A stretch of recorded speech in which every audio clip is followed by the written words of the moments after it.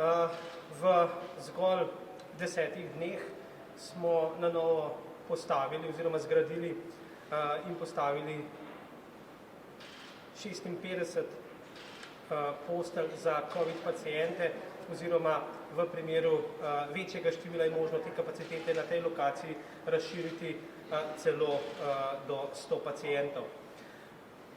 To, da smo ta projekt realizirali v 10 dneh, je seveda nek nov standard, nek nov presežek, ki je odraz situacije, v kateri smo se znašli. Izkoristil bi priložnost in se seveda zahvalil vsem sodelujočim. Na prvem mestu izvajalci.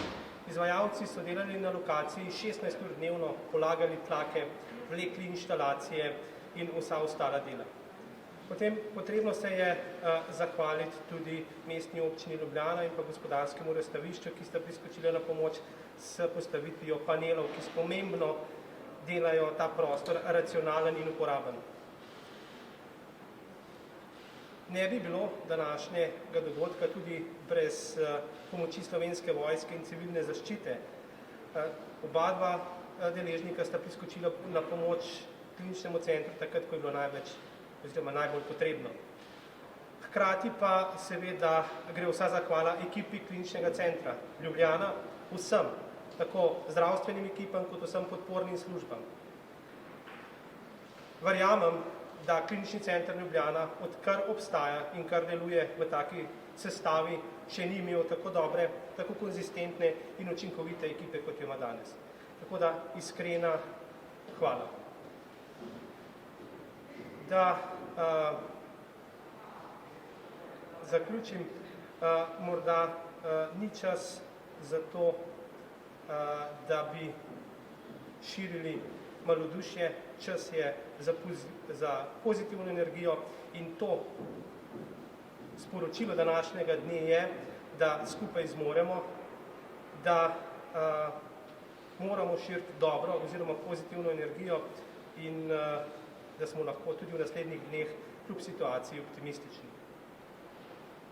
Lahko še samo vprašam, kdaj boste že pripeljali bolnike v te prostore, ker smo mi zdaj? Prostore, katere danes odpiramo, bomo seveda v najkrajšem možnem času namenili bolnikom, praviloma pa prvi pridejo danes na lokacijo. Se ve, koliko približno, koliko teh bolnikov? Seveda to je odvisno od potreb. Če bo zagotovo pa se mora tudi tukaj osebje v novih pogojih z novimi procesi natančno soočiti, tako da tudi to je pomemben faktor, kajti ne smemo dopustiti, da bi kakršnakoli nova okoliščina botrovala kakršnemu koli slabemu izidu ali slabi praksi. Zato bomo postopno skupaj z ekipo, se pravi samo na podlagi dejanskih strokovnih dejstev in pa strokovnih odločitev. Prednost te lokacije je seveda, da je neposredno v bolnišnici. Na ta način je vsem COVID pacientom, ki bodo zboleli, moč omogočati vso diagnostiko, tako rentgensko kot ostalo, kot tudi ostale postopke zdravljenja, operativne postopke in nove tehnologije. Po drugi strani pa imamo na tej lokaciji tudi zagotovljeno vso prehrano, vso čiščenje, zbiranje odpadkov na primeren način in hkrati tudi seveda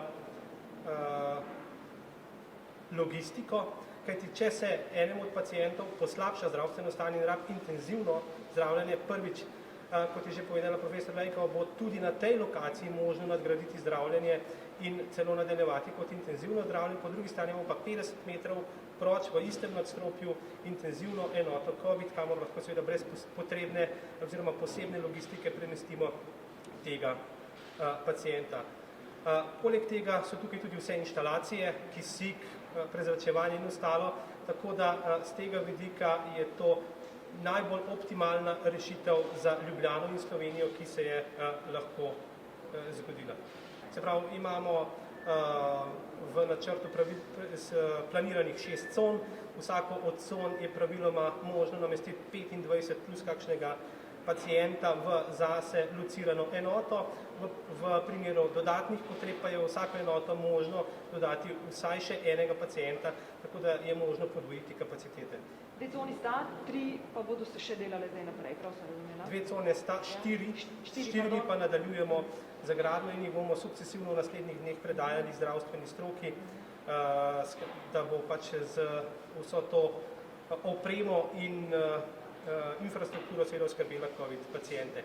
Je pa zelo pomemben tudi razmišljanje, se pravi, mi smo to šli zato, ker smo videli razvoj epidemije. V kliničnem centru to dnevno zasledujemo, kaj se dogaja, in hkrati tudi vidimo v tem dodano vrednost v izhodu, se pravi izhodna strategija iz epidemije. Ne smemo pozabiti, da tudi, ko bo enkrat tega konec oziroma ko bomo dosegli vrh, bo čim prej potrebno ponovno pristopiti nazaj k izvajanju vseh storitev v najširšem možnem pomenu in zagotoviti vsem prebivalcem Slovenije vse možne storitve, hkrati na ta način dostopnost do zdravstva in obvladovati čakalne vrste. In to je tudi eden od pomembnih dejavnikov oziroma načrtov, ki bo to omogočal. To pomeni, da ko dosežemo vrh in ne bo več število COVID pacientov raslo, se pravi potrebe po hospitalizacijah, bomo iz drugih lokacij znotraj kliničnega centra premeščali paciente na tej lokaciji in te lokacije, ki so zdaj obremenjene z COVID pacienti, namenili nazaj dejavnostim, ki so jih izvajale pred epidemijo. Prav, govorimo tudi že o izhodni strategiji, seveda pa še enkrat poudarjam, najprej moramo doseči vrh, ki ga pa še nismo.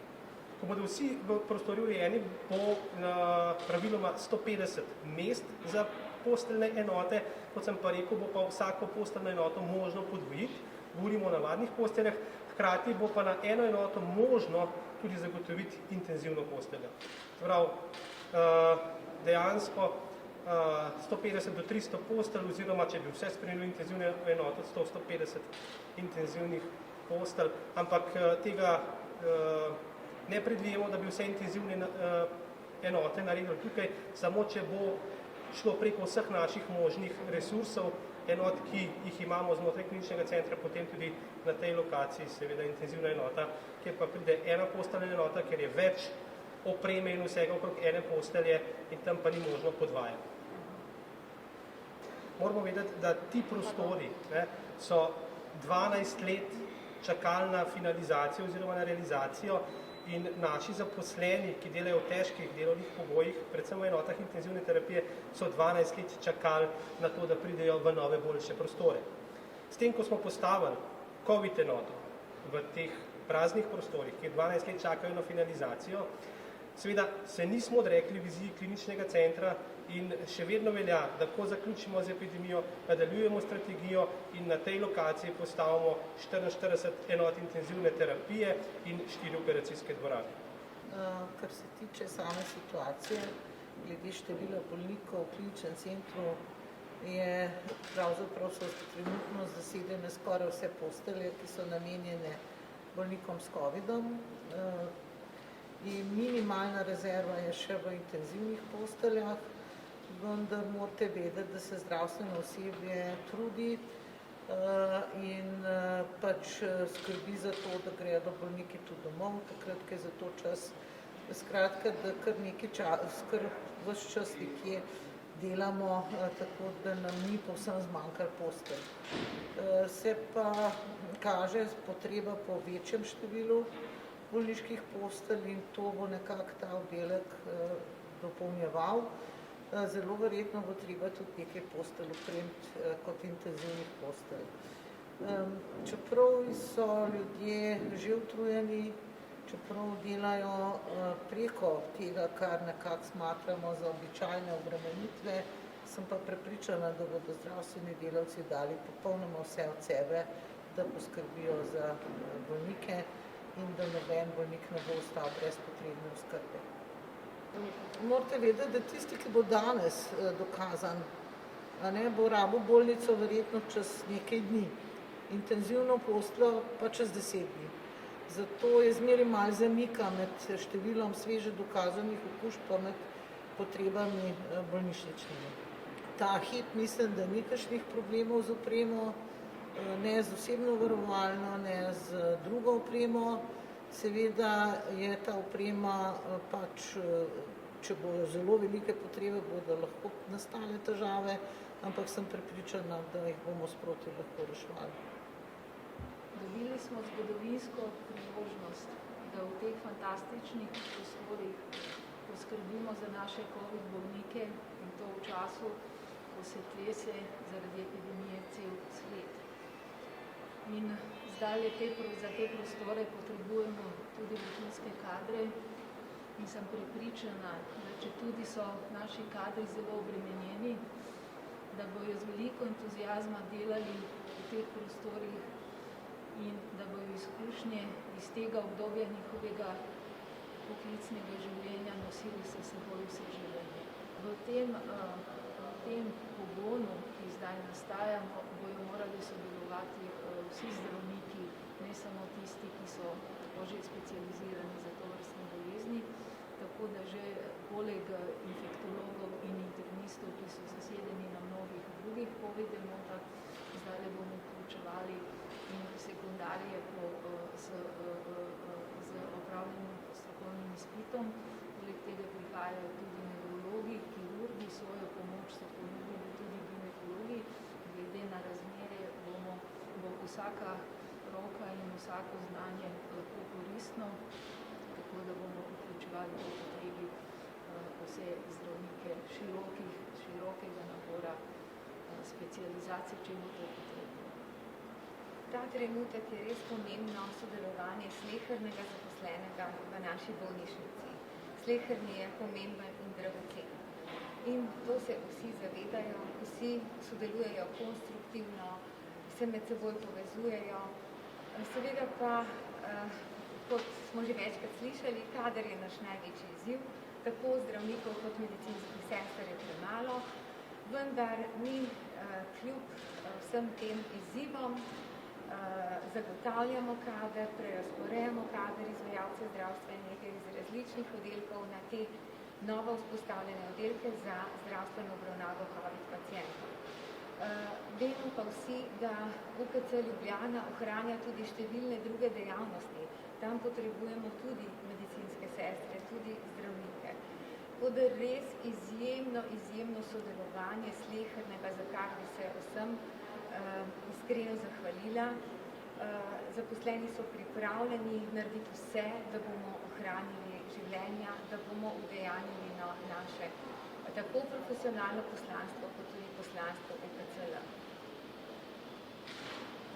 Tako kar sem veliko več prostor, dovolj kadra, ki bodo lahko delali bolniki, ki bodo sredstvi. Ja, kader v bistvu bomo prerazporedili. Danes je prišlo 20 medicinskih sester, ki bodo pričele z delom. Nekaj je treba spoznati tudi prostor, novosti v postopkih in procesih dela, tako da sproti pravzaprav dan za dnem kader prerazporejamo. Največja težava pa so tudi naše karantene, kajti zbolevajo tudi zaposleni. Z velikimi napori smo prepričani, da bomo to obvladali in obvladovali. A kader je že usposobljen ali potrebuje pa še dodatno izobraževanje za zdravstvene? Kader se je nekaj že izobraževal, potrebno je pa še dodatno izobraževanje. Toliko entuzijazma, pozitivne energije, moči, ljubezni, do dela, do pacientov, do cilja, je res v zadnjih mesecih v naši bolnišnici pogosto zaznati. Ljudje so pripravljeni, delajo, res delajo, maksimalno dajejo od sebe.